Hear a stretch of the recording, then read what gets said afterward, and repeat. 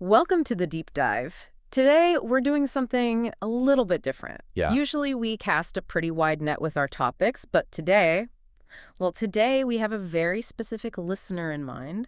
We're talking to you, the second-year medical student. Right. You've spent 2 years with your head in textbooks memorizing, the Krebs cycle, all the flow charts. And now you're standing right on the precipice of your first clinical clerkship. It's the biggest transition in medical education, I think. You're moving from the theoretical to the actual. Yeah. You go from seeing pathology on a slide to seeing a person. And that can be terrifying. Oh, absolutely. It really is. And because of that, we're shifting our tone a little today. We're putting aside the usual irreverence. Mhm. This isn't about entertainment. It's about preparation. We want to walk you through a case that you're almost guaranteed to see on your pediatric rotation. We want to model the clinical reasoning, the rigor, and the professional mindset you need when you walk onto that ward. We're going to bridge that gap between the slide deck and the bedside. So let's get right to it. Let's meet your patient. His name is David. He's 12 years old, and he's presenting to your clinic with his parents. Okay. The mission for this deep dive is to take you through his initial presentation, the differential diagnosis, interpreting the critical labs, and then the part that I think stresses everyone out, calculating his initial insulin regimen. This is a classic case, but classic definitely doesn't mean simple. There's a lot of nuance here. Let's start with the history of present illness. So David's parents, they're worried. They tell you that for the last 3 weeks, David just hasn't been himself. And they list 3 main complaints. The first one is that he's in the bathroom constantly. Polyuria. But when you're taking this history, you need to quantify that. It's not just about frequency, right? It's about volume. Is he flooding the toilet? And crucially, is he waking up at night? And in David's case, the answer is yes. Yeah. He has nocturia, waking up multiple times to void, and the parents mention he's actually wet the bed twice in the last week. That is a massive clinical anchor. This is a 12-year-old boy who's been toilet trained for a decade. Secondary enuresis. So bedwetting after a period of dryness. That should always trigger an immediate alarm for diabetes. The second complaint is the thirst. They say he's drinking water like he just ran a marathon, but he's just sitting on the couch. Polydipsia. And again, you have to look for the severity. Is he waking up to drink? He's drinking from the bathroom sink. That drive is incredibly powerful. And the third piece of the history is his weight. They tell you he's eating well, maybe even more than usual, but he looks thinner. You check his chart. At his physical 3 months ago, he was 44.5 kilos. Today, he's 40. That's a 10% reduction in body mass in a very short window. Weight loss in a growing child is never, ever normal. When you combine that with a voracious appetite, polyphagia, you have a metabolism that's it's fundamentally broken. So you have the triad: polyuria, polydipsia, weight loss. Now, for the student listening, we know that these things happen in diabetes. But on rounds, your attending is going to ask you why. What's the physiological mechanism here? Well, it all comes down to the kidney's handling of glucose. So under normal conditions, the kidney filters glucose, and then it reabsorbs 100% of it back into the bloodstream. Right, using the SGLT2 transporters. Exactly. But those transporters, they have a saturation point. They can only handle so much traffic. Okay. We call it the renal threshold. It's generally around 180 milligrams per deciliter. Once the blood glucose climbs above that number, the transporters are they're overwhelmed. They can't grab the sugar fast enough. Right. And it spills into the urine. That's glycosuria. So, okay, the sugar is in the urine. How does that lead to the dehydration? Because glucose is an osmotically active molecule. It doesn't travel alone. It drags water right along with it. Osmotic diuresis. That's it. The high sugar load in the tubules prevents water reabsorption, leading to massive fluid loss. That explains the polyuria. And the polydipsia is simply the brain's thirst center screaming for water to replace what's being lost. That makes perfect sense. Okay, what about the weight loss? If he's eating more, why is he wasting away? Because he is effectively starving. Type 1 diabetes is a state of absolute insulin deficiency. Without insulin, glucose can't get into the muscle or the fat cells. It's just stuck in the blood. So the cells send out these starvation signals. The body panics. It shifts into catabolism. It starts breaking down adipose tissue, that's lipolysis, and breaking down muscle protein just to generate any kind of fuel. David's losing weight because he's literally dissolving his own muscle and fat stores to survive. Wow. So you have this history. You walk into the room to examine David. He looks tired, maybe a little pale. You check his mucous membranes, and they are dry, tacky, which confirms that mild dehydration. But then you do something specific. You look closely at the back of his neck and in his armpits. Mm-hmm. You're hunting for something there. What is it? You're looking for acanthosis nigricans. It's a velvety, hyperpigmented thickening of the skin. And in David, you don't see it. His skin is normal, so why is that negative finding so important? Because we're seeing an epidemic of type 2 diabetes in kids due to rising obesity rates. Acanthosis is a skin marker of insulin resistance, which is the hallmark of type 2. I see. The fact that David is lean, has lost weight rapidly, and lacks acanthosis strongly pushes the diagnosis toward type 1. If he were, say, an obese 12-year-old with acanthosis and maybe milder symptoms, we might be having a very different conversation about type 2. Okay, so clinically, you are 99% sure this is type 1 diabetes. But you can't write admission orders on a hunch. You need objective data. Let's talk about the labs. Right. You start with the basics. A random plasma glucose, And David's comes back at 450 milligrams per deciliter. which is diagnostic. The criteria are very straightforward. If a patient has symptoms, which David obviously has, a random glucose over 200 confirms that diagnosis. End of story. Next, you get a urinalysis. We expect glucose, of course, but we're looking for something else. Ketones. This is the critical fork in the road. David's UA shows 4+ glucose and 2+ ketones. Okay, this is a word that scares parents and students alike. Does the presence of ketones mean he is in DKA, diabetic ketoacidosis? Not necessarily, and this is a really important distinction. Ketones in the urine simply mean lipolysis is happening. The body is burning fat for fuel. That's ketosis. But DKA is a specific metabolic emergency defined by acidosis. So you need to look at the blood pH. Exactly. The blood pH and the bicarbonate. If we ran a blood gas on David and his pH was, say, 7.38 and his bicarb was 20, he has ketosis but not acidosis. Okay. But if that pH drops below 7.3 and the bicarb drops below 15, he's crossed the line into DKA. David, with 2+ ketones, is standing on the edge of that cliff. He isn't in free fall yet, but if we sent him home without insulin, he would be in the ICU within 24 hours. We also get a hemoglobin A1C. David's is 11.5%. A normal value is below 5.7%. Now, the parents told us he's only been sick for 3 weeks. How does that square with a test that measures a 3-month average? It gives us the temporal context. The A1C tells us that the hyperglycemia has been present for much longer than the symptoms have. Red blood cells live for about 120 days.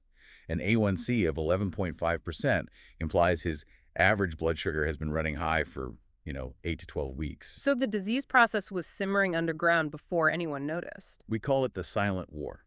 The autoimmune destruction of the beta cells takes time. The pancreas has a lot of reserve capacity. It can keep blood sugar relatively normal even as cells are dying. Symptoms only appear when about 80 to 90% of the beta cells are gone. That's when the dam breaks. To put the final nail in the diagnostic coffin, we need to prove autoimmunity. Yes, you need to distinguish this from other rare forms of diabetes.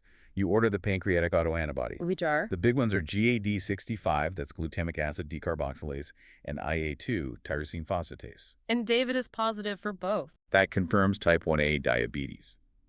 His own immune system has specifically targeted and destroyed his insulin-producing cells. This allows you to explain to the parents that this wasn't caused by diet or sugar or anything they did. It's an autoimmune condition. So we have the diagnosis. We've ruled out DKA for the moment, but we know he's insulin deficient. Now comes the part where the student usually freezes up. We have to write the orders. We have to become David's pancreas. Right. The goal is physiologic replacement. We have to mimic the natural insulin secretion of a healthy pancreas as closely as we can. And the standard of care for that is the basal bolus regimen, or MDI, multiple daily injections. Can you explain the philosophy behind the 2 types of insulin? Sure. A healthy pancreas does 2 things. First, it releases a steady, slow trickle of insulin 24 hours a day, regardless of food. This keeps the liver from just dumping glucose into the blood. We call this the basal rate. That sets the floor. Exactly. Then, every time you eat, the pancreas releases a large burst of insulin to handle the carbohydrate load. That is the bolus. So to treat David, we need 2 different drugs to do these 2 different jobs. Okay, get your pens out. Let's do the math. David weighs 40 kilos. How do we determine his starting dose? For a child in early puberty presenting with ketosis but not DKA, a safe starting total daily dose, or TDD, is about 0.5 units per kilogram per day. So 40 kilograms times 0.5 units per kilogram gives us 20 units of insulin per day, total. Correct. Now we apply the 50-50 rule. We split that total dose right in half. 50% for the basal requirement and 50% for the nutritional or bolus requirement. Okay, so 10 units for basal, 10 units for bolus. Let's prescribe the basal first. What drug are we writing for? You want a long-acting insulin analog. The most common ones are insulin glargine, brand name Lantus, or insulin degludec, Tresiba. These are designed to have a very flat action profile with no peak, lasting roughly 24 hours. So the order is insulin glargine, 10 units sub-Q, once daily, usually at bedtime. That covers the background needs. Now we have the other 10 unit for the mealtime bolus. And for that, we need a rapid-acting insulin. A rapid-acting one, like insulin Lispro, Humalog, or insulin Aspart Novolog. So we have 10 units to spread across the day. He eats 3 meals. 10 divided by 3 is 3.33 repeating. We can't dial 3.33 on a pen. How do you handle that rounding? Safety is the priority, always. In a new diagnosis, we always round down to avoid hypoglycemia. So we would likely prescribe 3 units with breakfast, 3 units with lunch, and maybe 4 units with dinner, or just 3 at each meal to start. Okay, let's talk about timing. When does he take this shot? Timing is crucial. Rapid-acting insulin takes about 15 minutes to start working, so ideally he should inject 15 to 20 minutes before the first bite of food. We want the insulin peak to match the glucose spike from digestion. So the student writes the order, insulin Lispro, 3 units sub-Q, 15 minutes before meals. Is that a set-it-and-forget-it order? Absolutely not, no. This is just the starting line. It's a fixed dose regimen. It assumes he eats roughly the same amount of carbs at every meal, which kids don't do. In reality, we'll monitor his blood sugars closely. If he's running high, we titrate up. If he's low, we back off. Eventually, we'll teach him carb counting, where he calculates the dose himself, but that's way too complex for day one. There's a phenomenon that happens a few weeks after diagnosis that always confuses people. You discharge David, he's doing great. Then his mom calls and says his blood sugars are dropping. He doesn't need as much insulin. She asks if he's cured. Ah, the honeymoon phase. This is a classic trap for the uninitiated. What's happening physiologically there? When David presented, his beta cells were completely exhausted. They were suffering from what we call glucotoxicity. They were just stunned by the high sugar environment. Once we start insulin therapy and normalize the glucose, those few remaining beta cells, they recover a little bit. You wake up. They wake up and sputter out a little bit of their own insulin. Yeah. So his exogenous insulin requirement drops. Dramatically. Yeah. He might go from needing 20 units a day down to 5. It is vital, absolutely vital that you warn the student and the family about this. It is temporary. The autoimmune attack is still going on. It's still happening in the background. If they stop insulin completely, the beta cells will burn out again and he'll go right back into DKA. You lower the dose, but you never, ever stop it. That's a key pearl for discharge counseling. Okay, let's look at the long game. David is 12. He has his whole life ahead of him. What is our primary metric for success? We look at the hemoglobin A1C. The target for pediatric patients, according to the American Diabetes Association, is an A1C of less than 7.0%. And why that specific number? Why not 8%? It comes from the landmark DCCT trials. The data showed very clearly that keeping A1C below 7% drastically reduces the risk of microvascular complications. So we're trying to protect David's future self. We want to prevent diabetic retinopathy, which is blindness, nephropathy, kidney failure, and neuropathy, nerve damage, 20, 30 years down the line. And we have much better tools now than we did 20 years ago. We're not just relying on finger sticks anymore. No, the standard of care is now continuous glucose monitoring, or CGM.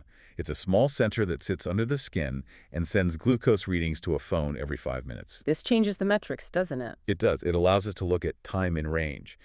We want David to be between 70 and 180 milligrams per deciliter for at least 70% of the day.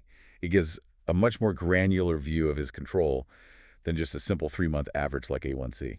Before we wrap up, I want to touch on the aspect of care that often gets missed on morning rounds. We've done the math, we've checked the labs, but we're sending a 12-year-old boy home with a chronic, demanding illness. This is the psychosocial context. You cannot treat the glucose and ignore the child. The burden of care for type 1 diabetes is it's relentless. There are no days off. And adolescence is already a tough time without having to calculate insulin ratios in the school cafeteria. Exactly. The risk of diabetes distress and, frank depression is significantly higher in this population. You need to look out for burnout. You need to ensure a 504 plan is in place for school so he's allowed to check his phone or treat a low during an exam. And there's a darker risk for teenagers specifically. Diabulimia. This is an eating disorder where patients, often adolescents, intentionally omit their insulin doses. Without insulin, they go back into that starvation state and they lose weight. It's incredibly dangerous, and it accelerates all of those complications we talked about. So as a student, If you see a teen with unexplained high A1Cs and weight loss, you have to ask about insulin omission. that's a sobering but really necessary point. Okay, let's recap the main takeaways for the clerkship student. First, clinical recognition. Don't just list the symptoms, understand the triad. Polyuria is driven by osmotic diuresis, weight loss is driven by catabolism. And remember that negative finding noacanthus nigricans points to type 1. Second, the diagnosis. Glucose over 200 with symptoms is diagnostic. Distinguish ketosis from DKA. And confirm with the antibodies GAD65 and IA2. Third, treatment. Physiological replacement. Start with 0.5 units per kilo per day. Split it 50-50. Basal gives you the floor. Bolus covers the meals. And always round down for safety. And finally, the long-term view. Aim for an A1C under 7% to protect the eyes and kidneys. Warn everyone about the honeymoon phase. And treat the whole patient, not just the numbers on a screen. One final thought for our listeners. We are teaching you the standard of care as it exists today. We're teaching you to be the external pancreas. But the field is moving so fast. We're already seeing closed-loop pumps that automate a lot of this math. And we're seeing the dawn of immunotherapy drugs like teplizumab that can actually delay the onset of stage 3 diabetes for years. By the time you're an attending, the way we manage this might look completely different. The goal is to eventually put the insulin pen in a museum. That's the goal. But until then, you have the tools to save David's life. Go into that room with confidence. You're ready. Good luck on the wards. That's it for this deep dive. See you next time.